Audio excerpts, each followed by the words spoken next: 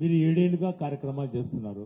అయితే ఇప్పటి వరకు కూడా ఎన్టీఆర్ గుర్తించలేదు కాబట్టి ఈ కార్యక్రమం ద్వారా అట్రాక్ట్ కావాలని చెప్పేసి ఈ కార్యక్రమాన్ని తీసుకొచ్చారా?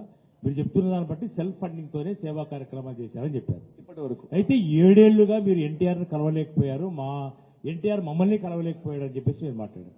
మరి ఎన్టీఆర్ మీతో మాట్లాడాలని మాత్రమే ఈ కార్యక్రమానికి తెరతీశారా? లేదు అంటే దీని వెనక ఏదైనా పొలిటికల్ మోటో ఉందా?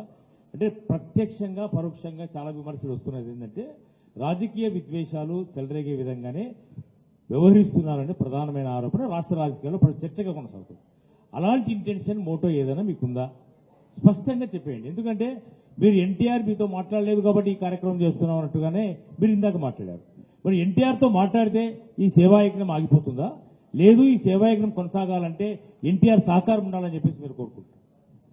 ఎన్టీఆర్ గారితో మాట్లాడే అవకాశం వచ్చిన రోజు మా అన్నకి మేము ఈ కాన్సెప్ట్ ని ఇంకొకసారి ఎలాబొరేటివ్ గా క్లియర్ గా చెప్పుకొని అప్రోచ్ ఇదన్నా, లీగాలిటీస్ ఇవన్నా, ప్రోగ్రామ్ అవుట్పుట్ ఇలా ఉండబోతుంది, ఇంత స్పాన్ ఉంది, ఇన్ని సంవత్సరాలను ఇవన్నీ చెప్పి ఒక సినిమా కథని ఎలా అయితే ఫుల్ బౌండ్ స్క్రిప్ట్ గా చెప్తామో ఈ ఊరువడని అలాగే చెప్పి అరే నువ్వు ఆపేయరా నాకొద్దు అంటే ఒక టైట్ హక్కిచ్చి క్షమించన్నా నేను ఇబ్బంది పెట్టుంటే అని చెప్పి నేను అక్కడ వెనక్కి తిరిగి చూడకుండా వెళ్ళిపోయి నా పని నేను చేసుకుంటాను. హలో సార్ సార్ నేను అదే అంటున్నాను సార్ కార్యాలయం ప్రకటన చేసిందంటే మాకు ఎక్కడ అఫీషియల్ గా ఒక లీగల్ నోటీస్ రాలేదు. నేను అదే చెప్తాను. నేను ఆ లెటర్ను అవమానించట్లేదు సార్. వినండి సార్. నేను ఆ లెటర్ను అవమానించట్లేదు. మాకు ఇందులో ఎంతవరకు ఆథెంటిసిటీ ఉంది, ఆయనకి మా గురించి ఎలాంటి విషయాలు చెప్పి లెటర్ వేయించారో మాకు డౌట్ ఉంది. నేను ఆ 4-5 పక్కనుండే వాళ్ళ పేర్లు చెప్పను సార్, ఎప్పటికీ చెప్పను. వాళ్ళు ఎవరో అందరికీ తెలుసు, మీడియా మిత్రులకి. సార్ అదే కదా సార్ అంటుంది 2024 ఇందాక నా డేట్ కూడా చెప్పి ఆపేశారు, నాకు చెప్పనీలేదు.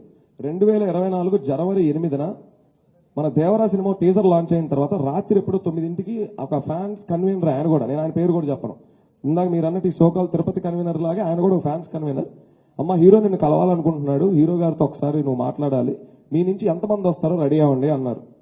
ఓకే అన్నాను సార్. అమ్మ ఆనందపడ్డాను. ఓకే ఆయన చెప్పుకునే 2024 జనవరి సార్, ఇది 2 ఏళ్ల క్రితం అనుకున్నాం. టైం బీయింగ్ అటు నుంచి ఎటు రెస్పాన్స్ లేదు, ఏమీ లేదు, ఇంకంతా షట్ డౌన్. మేము ఎవరిని అడుగుతాం సార్? మళ్ళీ మాకు ఎవరైతే ఫోన్ చేశారో ఆయన్నే అడుగుతాం. ఆయన అడిగితే ఇప్పుడు కాదమ్మా తర్వాత, ఇది అవ్వదులే, కష్టంలే, మాకు కుదరట్లేదు, ఇలాంటివి వచ్చాయి. అందులో ఎంతవరకు వాస్తవాలు కూడా మాకు తెలియదు.